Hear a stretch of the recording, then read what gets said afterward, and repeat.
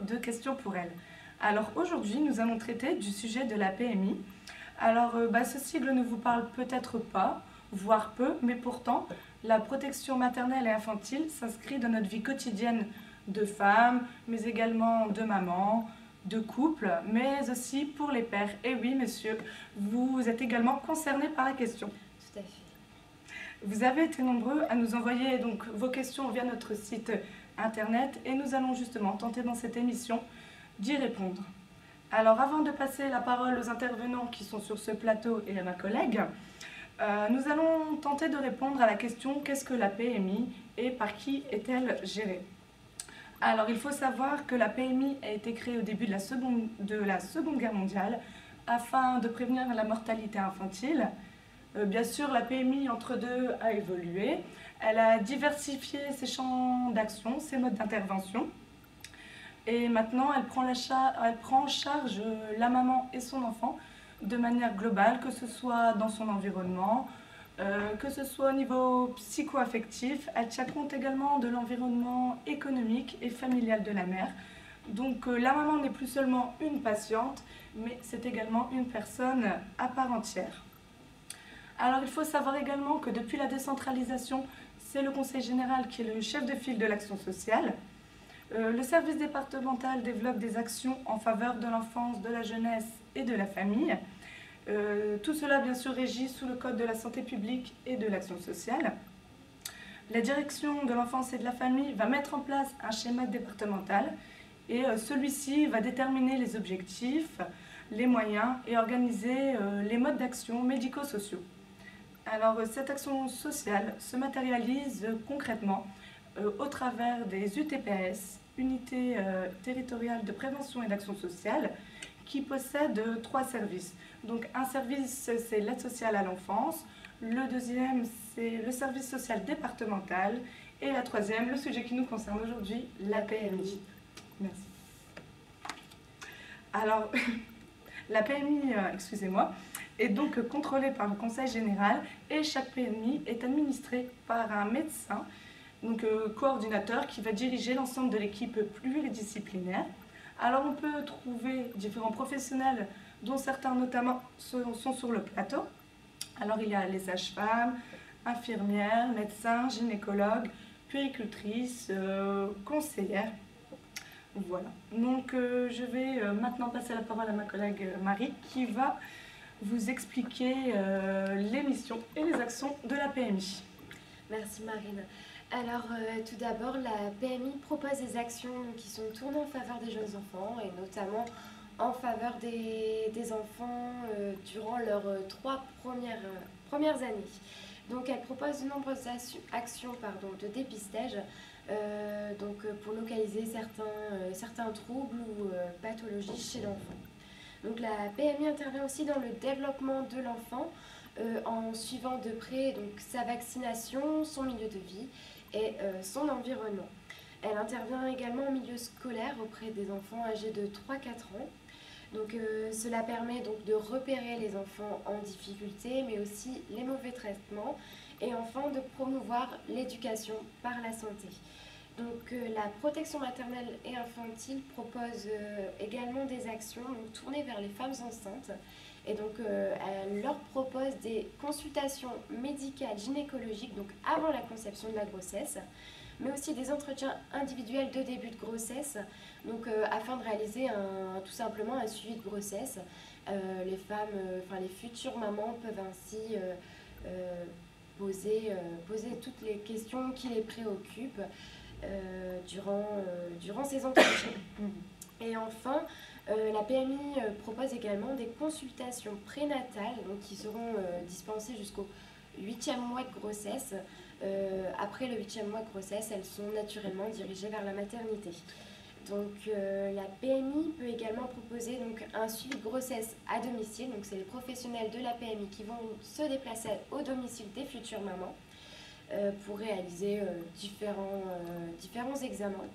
Mais elle propose aussi des séances de préparation à la naissance, donc des séances de préparation à l'accouchement, aux gestes à avoir avec les nourrissons, tous les petits gestes qu'il est bon de savoir quand c'est notamment son premier enfant. Voilà. Donc il y a aussi des actions en faveur des parents qui sont proposées donc, par la PMI et notamment des groupes de parole.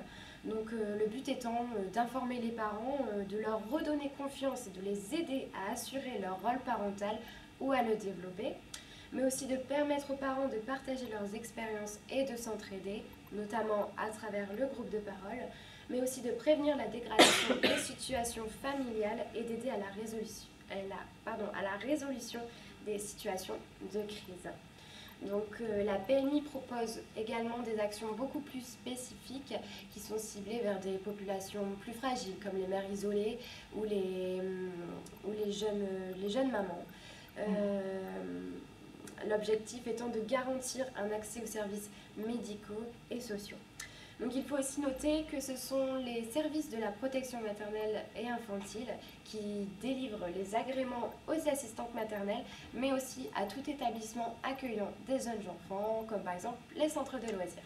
Eh bien, merci beaucoup Marie pour ce complément d'information sur l'émission et les actions de la PMI.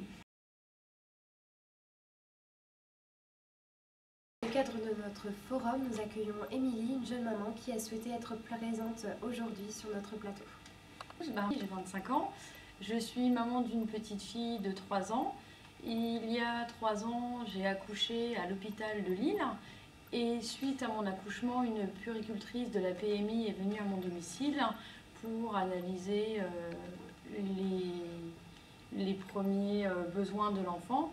Suite à cela, en fait, j'ai ressenti le besoin d'être suivie d'un petit peu plus près, étant une maman au foyer et seule. Je ne savais absolument pas comment en fait me servir de la table à coucher, comment vraiment donner un biberon ou comment habiller mon enfant. Et en fait, suite à cela, j'ai vraiment eu besoin d'être entourée par les personnes de la PMI. J'ai eu beaucoup de difficultés à financer les premiers besoins de mon enfant.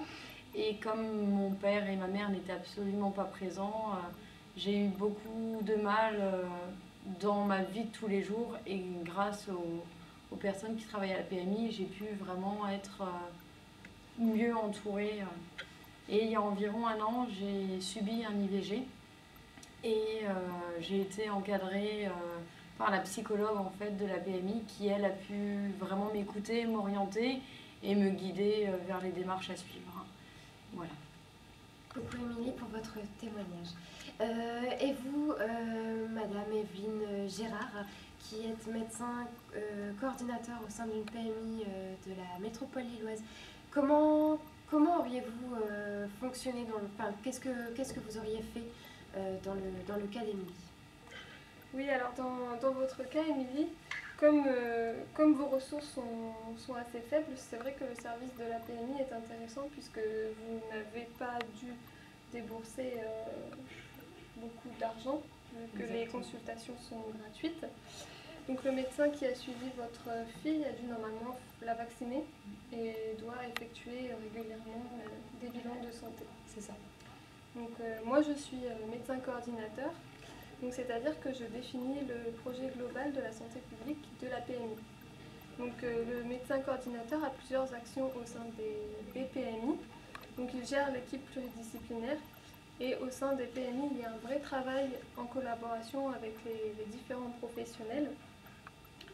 Le médecin coordinateur effectue aussi le suivi psychomoteur et psychoaffectif des enfants. Et il s'assure que la maman soit apte à s'occuper de cet enfant. Il fait également attention à la survenue de maltraitance. Nous avons sur ce plateau Madame Durand qui est puéricultrice dans la région parisienne. Et justement, Madame Durand, comment accueillez-vous ces jeunes mamans qui sont enceintes? Comment les prenez-vous en charge justement après leur accouchement?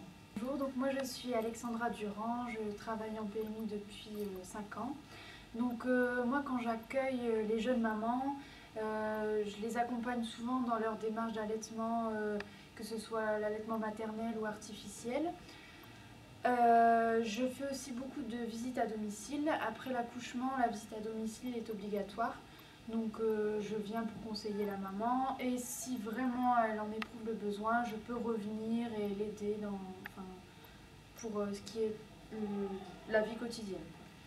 Donc en fait, mon rôle consiste à peser, mesurer, m'assurer du bon développement psychomoteur de l'enfant. Je conseille aussi beaucoup pour les soins d'hygiène, comment donner le bain, etc. Je vérifie également le calendrier vaccinal. Je conseille sur le développement, l'éveil de l'enfant et j'oriente aussi la personne vers des services adaptés si jamais l'enfant a un problème. Je fais aussi également les dépistages de troubles du comportement. Donc en fait, mon rôle consiste vraiment à faire de la prévention, du conseil et orienter les familles. Justement, vous nous disiez précédemment que vous aviez subi une IVG. Alors nous avons justement Madame Laval qui est gynécologue. Alors Madame Laval, pourriez-vous nous dire quand vous recevez justement des femmes qui sont enceintes, comment vous les prenez en charge concrètement? Moi je suis gynécologue depuis 15 ans à la PMI de Lille. Donc de manière générale, des femmes enceintes ou des jeunes filles enceintes viennent me voir. Donc dans ce cas-là, je leur fournis un test de grossesse qu'ils font de préférence à la PMI, au sein des locaux de la PMI. Et après, ça nous permet de discuter de la suite des événements et de mieux les accompagner et de répondre à leurs questions. Et ensuite, dans le cas où elles décident de faire un IVG, donc il y a une interruption de la grossesse, là je vais plutôt les orienter vers un service d'orthogénie et aussi à la conseillère de la PMI qui va aussi pouvoir également mieux les orienter. Il faut savoir aussi que je peux délivrer gratuitement des pilules qui ont un coût sur le marché.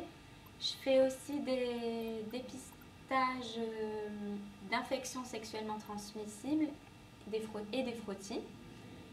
D'abord, merci beaucoup Émilie pour votre courageux témoignage d'être venue sur ce plateau. Et également, bien sûr, merci à l'ensemble des professionnels ici présents qui nous ont éclairés sur toutes les questions que nous nous posions. Voilà, et puis également, j'espère qu'on a pu répondre mieux à vos questions. Alors, n'hésitez pas à aller sur le forum. Vous pouvez aller sur le site www.ilis.fr et les professionnels ici présents n'hésiteront pas à y répondre. Voilà. C'est tout. Voilà, exactement. C'est sur ces derniers mots de Marine que nous nous quittons. Merci à vous de nous avoir suivis durant ce nouveau numéro de Questions pour elle. Quant à nous, on vous retrouve la semaine prochaine pour un épisode sur l'adoption. Donc, même chaîne, même heure. Bonsoir. Et même mieux. Voilà, merci.